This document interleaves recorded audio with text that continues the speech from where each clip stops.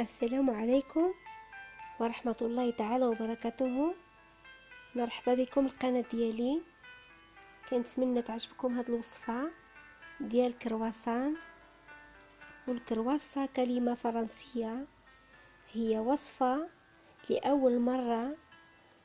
كرواسان المورق نشرت في فرنسا سنة 1905، فهي عبارة عن حلوى مورقة. هادو هما المكونات. غادي نقدمكم المكونات اللي عملت بها هاد الوصفة.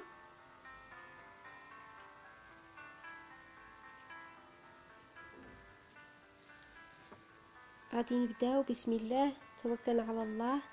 خميرة العجين 50 غرام، والسكر 5 معالق كبيرة من السكر، ودقيق الفرن 500 غرام أو نصف كيلو، بيضة واحدة، 2 بيضات، و4 لتر من الحليب.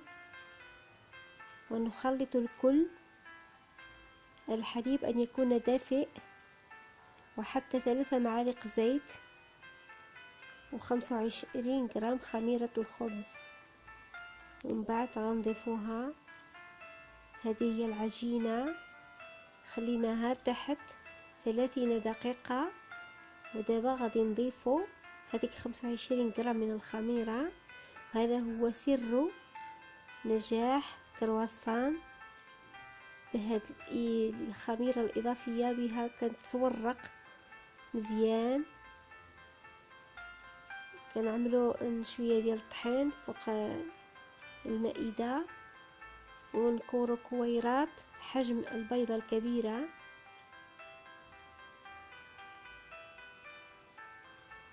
نخليوهم يرتاحوا شوية، ومن بعد غادي نبسطوهم.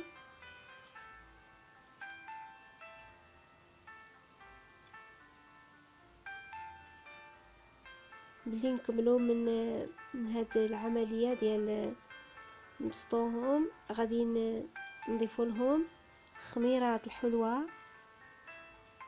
الزبدة مذوبة بحال البوماد،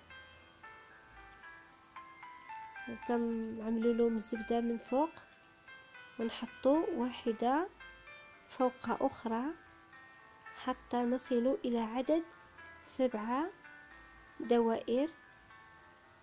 ودائما كندهنو السطح بالزبدة.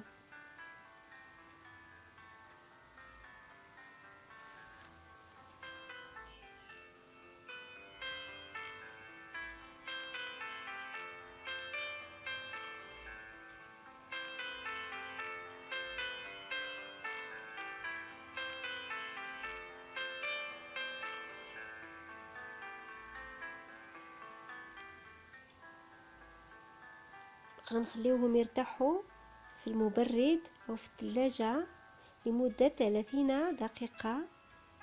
صافي دابا ارتاحوا. غنبسطوهم بالمدلك حتى نشكلو شكل دائري.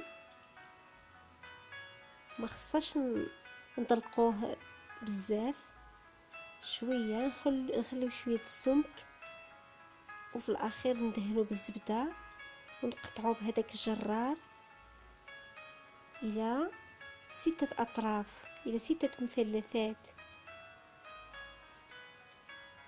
نشرطوهم واحد شويه، نطولوهم باليد، نعملو الشوكولات، نشدو مزيان ونلويو بهذه الطريقه. غادي نعاود لكم باش تشوفوا مزيان. نطلقوها مزيان، نعملو الشوكولات، نشدو مزيان بالاصابع، ونزيدو عاود نطلقو ونلويو على هذا الشكل. كنلويوهم هادو هما الكرواسانات.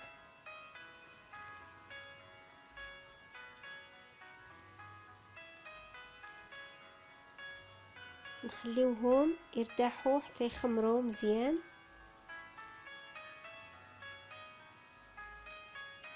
ونخلطوا واحد البيضه باش ندهنوها من الفوق، وندرجوا عليها الا بغيتوا اللوز محمر مهرمش شنجلان قرقاع اللي بغيتو. يطيبوا في الفران الى درجه 175 درجه لمده 20 دقيقه حتى كيتحمروا مزيان بهذا الشكل. كنتمنى تعجبكم هذه الوصفه ديالي. ودابا بالشرح والصوت ديالي ماشي بحال قبل كنت عملت لها غير الموسيقى. كنتمنى تستفدوا من هذه الوصفه وغادي تنجحكم 100%. وخليوا لي الكومونتير ديالكم وتشاركوا معايا، وكنتمنى الشهيوات ديالي ان شاء الله غادي تعجبكم. وما تنساوش ديروا اللايك والكومونتير ديالكم كيعجبوني بزاف. لذيذه ومرقه مع شي كاس ديال القهوه غتجي القضيه واعره. وما معروفين في الفطور الفرنسيين كيعجبهم لو بيتي ديجوني avec les croissants et un café au lait. نتوما عارفين